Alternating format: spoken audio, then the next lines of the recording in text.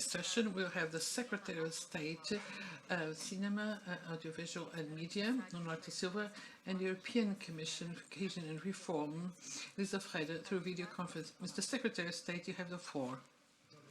Thank you very much, Anna.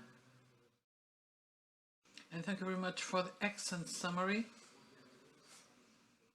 Good morning to you all. I would like to greet you all in this conference.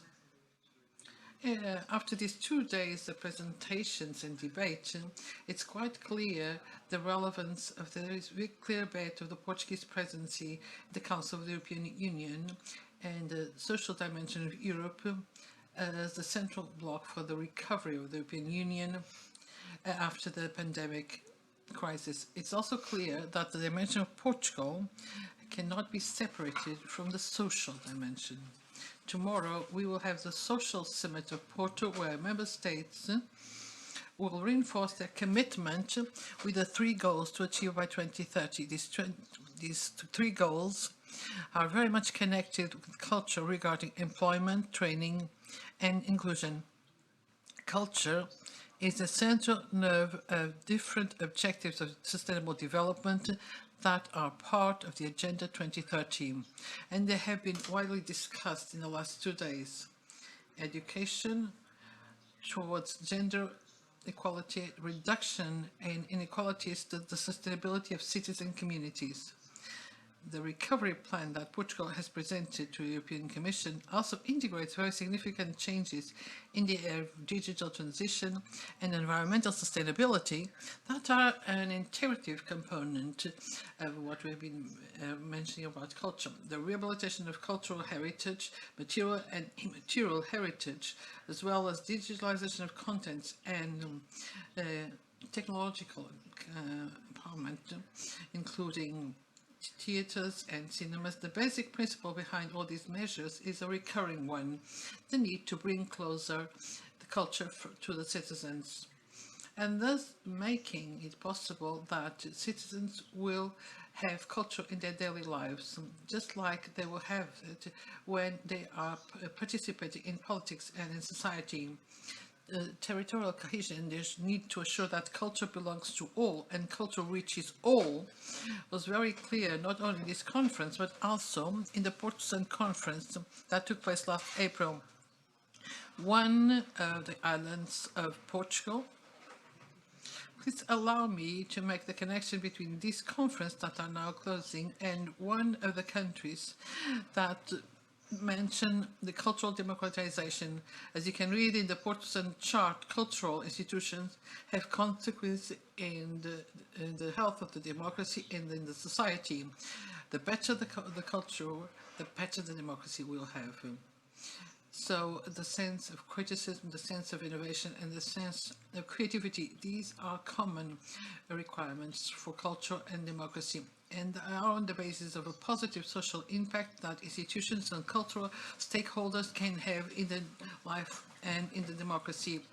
It is also considering this connection between culture and democracy that I would like to invite you all to participate in this conference on the impact of artificial intelligence in the future of journalism that will take place on the 10th and 11th of May, as well as all the challenges that have been placed to the cultural and creative sectors, including the media and the audiovisual area that have been strongly affected by pandemics. The technological evolution in areas such as journalism can lead to huge changes in social and democratic life, and it is essential that the member states will keep up and anticipate these changes.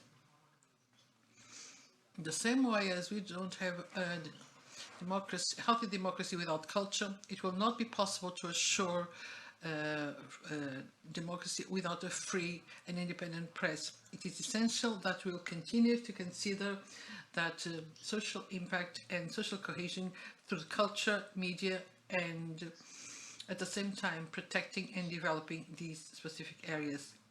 The better and more culture, the better and more democracy we'll have. And as a result, we will have a better Europe. I would like to end thanking all of you, all those who made possible for this conference to take place, very specifically to Elisa Ferreira that will close. this conference. Thank you very much.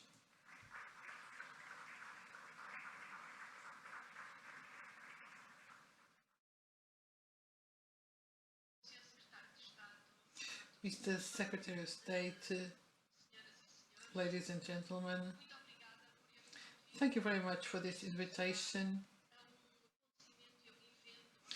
Well, it is such an honor to participate in this event, and please allow me to greet Serralves, especially the chair of the board, for once again to have welcomed this collective exchange of ideas of such a high quality and all the work that you have been doing in the promotion of culture and art with an international dimension from Porto.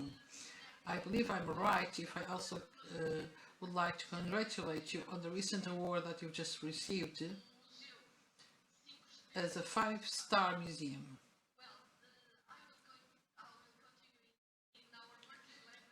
Eu vou continuar agora com a nossa linguagem de trabalho. Infelizmente, as circunstâncias não me permitem estar aqui em pessoa.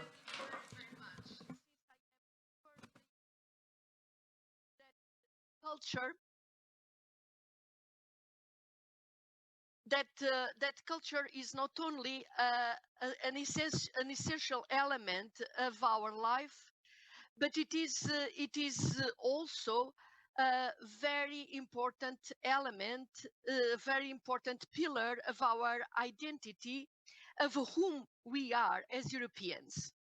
I am also convinced that culture also plays a growing role in development in general and in regional development in particular. That falls in my portfolio. Culture brings people together and helps us feel part of communities. In a recent survey of over 60,000 Europeans, of all the factors most likely to create a feeling of community, culture topped the list.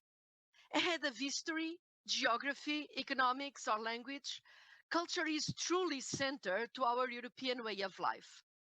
Furthermore, culture is an antidote to the effects of social exclusion. Culture deepens people's knowledge of others through positive encounters. Only recently, we have all experienced in the midst of lockdown how music, for instance, not to speak of films and media, helped us to connect, to keep connected, and to overcome absolute isolation that would be there if these means were not available.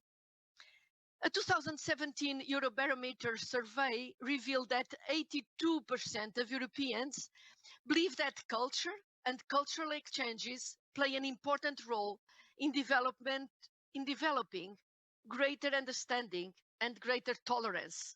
And this is essential nowadays. And you have discussed many of the other contributions culture makes to society, from mental well-being to gender equality. Culture has always been an important element also in cohesion policy. In the previous programs of 2014-2020, around 7 billion euros were invested in culture, with teams running from built heritage to arts, so cohesion policy instruments, and actions including capacity building and exchanges, as well as more direct investments. Furthermore, in 2020, the urban innovative actions supported 6 cities with up to 5 million euros each for testing innovative investments in culture and in urban context. And initiatives such as the European Capitals of Culture has demonstrated by the positive example of Porto 2001. It was 20 years ago, where its first exhibition was inaugurated precisely in the Serralves Foundation, displaying works of the Museum of Rotterdam that shared the capital of culture with Porto. There is a before and an after Porto of that time. And same can be said for Guimarães 2012. These occasions can be a game changer, a tool to design more sustainable creative places, but also to increase people's self-confidence and cultural awareness. So culture has always been a key element in regional development, but this role will be enhanced in various ways in the near future. Today, I would briefly outline just three of them. First, cultural investments will play a key role in recovery. We are building back, so we have got to build back better. So sadly, Europe's culture, as the Secretary of State just mentioned, cultural and creative sectors have been hit hard by the pandemic. Between 2019 and 2020, the music sector by itself only lost 76% of turnover in Europe, while the performing arts lost no less than 90% of turnover. The equity loss of these sectors is estimated at between 33 and 55 billion euros. And there are crucial spillovers between these sectors and sectors such as tourism, even construction.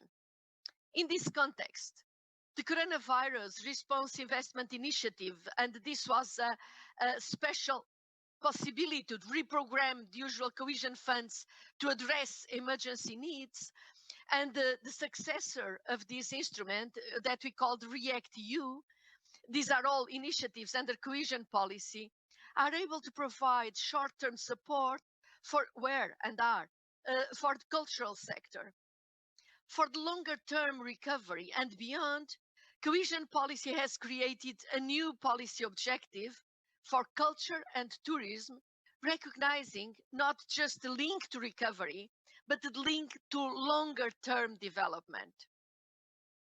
We don't want to just rebuild the past. As I mentioned before, we want to build back better.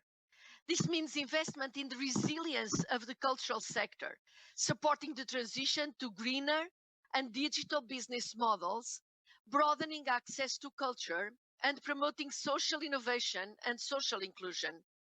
My second point is that culture is what makes each region unique and special.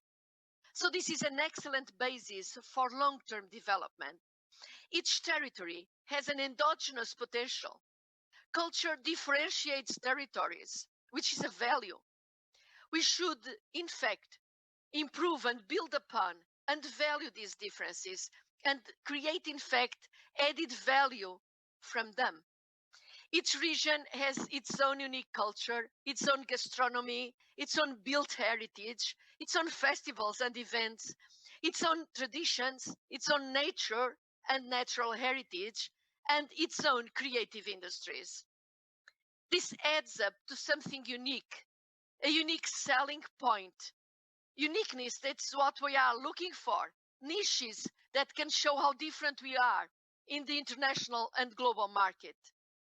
And in this competitive world, this uniqueness is a source of innovations and of ideas. When we think of place-based development strategies, culture is a key factor defining a place and differentiating it from other places. This can make culture an anchor for local development. Indeed, in drawing up smart specialization strategies, I mean a strategy for each region, the review of regional assets and opportunities for investment, already 20 regions have identified in this effort, they have identified culture and creative industries as a potential driver for their future success. So culture will be a driver of long-term development, especially in a world where soft skills become ever more important. Culture can also be a force for sustainable development, and this is my third point, especially that culture must contribute to Europe's new concept. And among these concepts and this new concept, I would like to call your attention to the new European Bauhaus. This is a project in collaboration with my dear colleague, Commissioner Maria Gabriel, in charge of culture and education, and you have heard her.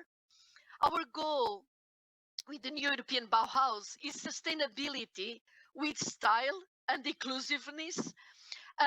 We are taking Europe's bold goals. We have this vision of sustainability, trying to make them practical, making them beautiful, and making stylish, sustainable designs available to everybody. So it's bringing a dream to the concrete life of everybody. Design thinking for building, design thinking for entire neighborhoods, design thinking for lifestyle, design thinking for events and places to meet and share, and much, much more. For this audacious dream to become reality, we need architects, designers of the future, we need planners, engineers of the future, and we need cultural and creative workers of the future. We have just launched the first new European Bauhaus prizes that will showcase good practices and concepts that illustrate this approach. There are two particular strands, and the competition is open, so I invite you to participate, which directly concern culture. One of them concentrates on preserved and transformed cultural heritage. We are looking for successful examples of cultural heritage, promoting the spirit of sustainability, aesthetics, and inclusiveness. But there is another strand directly relating to culture, and the headline is Mobilization of Culture, Arts, and Communities. Here we are looking for examples of sustainable community building through the arts, from festivals to storytelling, transformational art, and cultural activities. But I think we need culture and creative workers involved in every strand, because this approach is innovative and interdisciplinary. We need new thinking that breaks the silos. So we know that artists and designers and workers from across the culture and creative fields will play a key role in this phase. We are still in the design phase of the whole project, the beginning of a conversation. But I urge everybody from the creative industries to get involved in discussions, in identifying good examples, and in creating and proposing ideas and examples. In conclusion, as we leave this conference to go out and put culture at the heart of our new cohesion programs, I would like to get inspiration and to share with you the words of Dostoevsky. One cannot love what one doesn't know. So, ladies and gentlemen, how do we know regions and places? Through their culture, their food, through their people, their events, their traditions, and through their built and natural heritage. And it is as we discover the culture and traditions and values of each place that we come to know and love them and care for them. This is why culture plays an essential role in the construction of this Europe of ours, because it speaks to us as people and brings us together as people. So let us not work not just for economic recovery, but also for a cultural recovery, one that promotes well-being, inclusion, and mutual understanding. Let us work not just for long-term economic development, but for development building on specific strengths and character of each place, celebrating the uniqueness of each place's culture and making it a foundation of success. Let us work not just for a Green Deal which saves our planet, but one which creates beauty and culture and connection in each place where we live, in our houses, in our surroundings, in our villages. And the new European Bauhaus movement is there exactly for that. In all this, our work is not economic development alone, but development which connects people, development which celebrates and builds on the uniqueness of each place. In other words, development with a soul. We have a lot of work to do.